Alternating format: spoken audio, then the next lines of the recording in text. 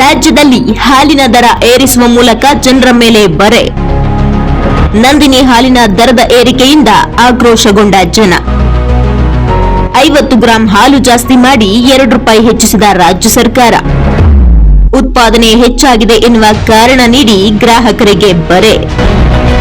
Guarantee ಉಳಿಸಲು ಬೆಲೆ ಏರಿಕೆ ಬಂಪರ್ ಕೊಡುಗೆ. ದರ ಏರಿಕೆ ಲಾಭ ಹಾಲು ಉತ್ಪಾದಕರಿಗೋ ಅಥವಾ ಕೆಎಂಎಫ್ ಜೋಳಿಗೆಗೋ? ಮನೆಯಲ್ಲಿ ಕ್ಷೀರ ಉಕ್ಕುವುದನ್ನು ಕ್ಷೀಣಿಸಲು ಹಾಲು ದರ ಏರಿಕೆ.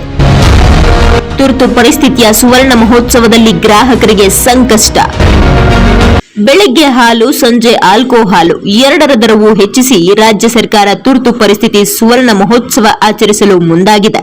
ಇದು ಜನಪರವಾದ ಸರ್ಕಾರವಲ್ಲ, ಅದರ ಬದಲು ಜನವಿರೋಧಿ ಸರ್ಕಾರ ಅನ್ನೋ ಕೂಗು ಈಗ ಎಲ್ಲೆಲ್ಲೂ ಎದ್ದಿದೆ. ಈ ಬಗ್ಗೆ ಒಂದು ಕಂಪ್ಲೀಟ್ ಡೀಟೇಲ್ಸ್ ಇಲ್ಲಿದೆ. ಹಾಲಿನ ದರ ಏರಿಸಿ ಜನರಿಗೆ ಬರೆ ಎಳೆದ ಸರ್ಕಾರ. 50 ಗ್ರಾಂ ಹಾಲು ಹೆಚ್ಚಿಸಿ ಬೆಲೆ ಏರಿಸಿ ವ್ಯವಹಾರ. ರಾಜ್ಯ ಸರ್ಕಾರ ಇದ್ದಕ್ಕಿದ್ದಂಗೆ ಹಾಲಿನ ದರವನ್ನ ಏರಿಸಿ ಜನರ ಬದುಕಿನ ಮೇಲೆ ಬರೆ ಎಳೆದಿದೆ. ಯಾರ್ ಕೇಳಿದ್ರು ಇವ್ರನ್ನ? ಅರ್ಧ ಲೀಟರ್ 1 ಲೀಟರ್ ಜೊತೆ 50 ಗ್ರಾಂ ಹಾಲು ಹೆಚ್ಚಿಸಿ ದರ ಏರಿಸಿ ಅಂತ. ಹೀಗಂತ ಜನ ಆಡಳಿತ ಸರ್ಕಾರದ ಮೇಲೆ ತಿರುಗಿ ಬಿದ್ದಿದ್ದಾರೆ.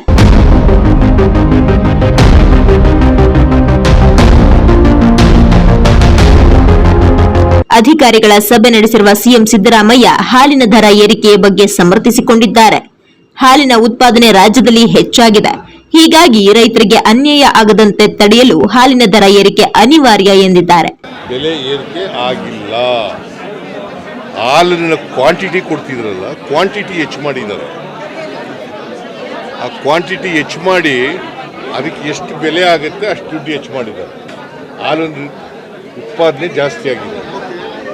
ಹಾಲು ಉತ್ಪಾದನೆ ಜಾಸ್ತಿ ಆದರೆ ಮಾರುಕಟ್ಟೆ ಆಗಬೇಕಲ್ಲ.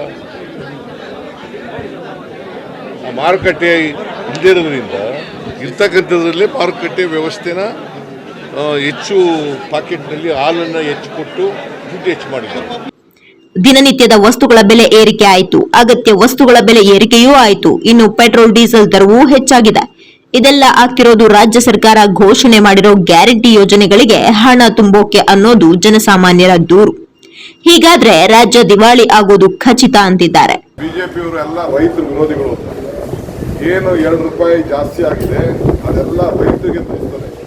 ರೈತರು ಎಷ್ಟು ಕಷ್ಟದಲ್ಲಿದ್ದಾರೆ, ಎಷ್ಟು ಸಂಕಟದಲ್ಲಿದ್ದಾರೆ, ಎಷ್ಟು ಎಲ್ಲರಿಗೂ ಕೂಡ ಏನು ₹5 ಮೊದಲು ₹3, ₹2 ಇದೆ. ಎಲ್ಲ ರೈತರಿಗೂ ಪಾಲಾಗ್ತದೆ. ಕೆಎಂಎಫ್ ಉಳಿಬೇಕು.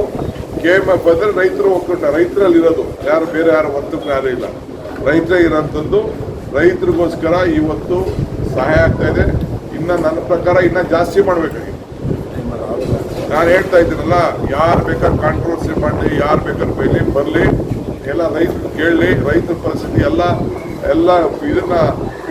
ಇದನ್ನೆಲ್ಲ ಮಾರ್ಕೊಡ್ತಾ ಇದ್ದಾರೆ. ಹಸುಗಳನ್ನೆಲ್ಲ ಮಾರ್ಕೊಡ್ತಾ ಇದ್ದಾರೆ. ಸಾಕಾಗಿದೆ. 10, 20 ನಿನ್ನೆ ತಾನೇ ಮಂಗಳೂರಿನ ನಮ್ಮ MLAಗಳು ಅವರೆಲ್ಲ ಸಿಕ್ಕಿದ್ರು. ನಮ್ಮ ಅಶೋಕ್ ರೈ ಹೇಳ್ತಾ ಇದ್ದ, ಅವ್ರ ಮನೆಯಲ್ಲ ಎಷ್ಟೋ ಹಸುಗಳಿತ್ತಂತೆ, ಈಗ 2 ತೀರ್ಸ್ಕೊಂಡಿದ್ದಾರಂತೆ. ಯಾರು ತರ್ಕೊಳಕ್ಕಾಗ್ತಾ ಇಲ್ಲ. ರೈತರಿಗೋಸ್ಕರ ಬಿಜೆಪಿಯವರ ರೈತರ ವಿರೋಧಿ ಧೋರಣೆ ಇದರಿಂದ ಹೆಚ್ಚಿಗೆ ಕಾಣ್ತಾ ಇದೆ.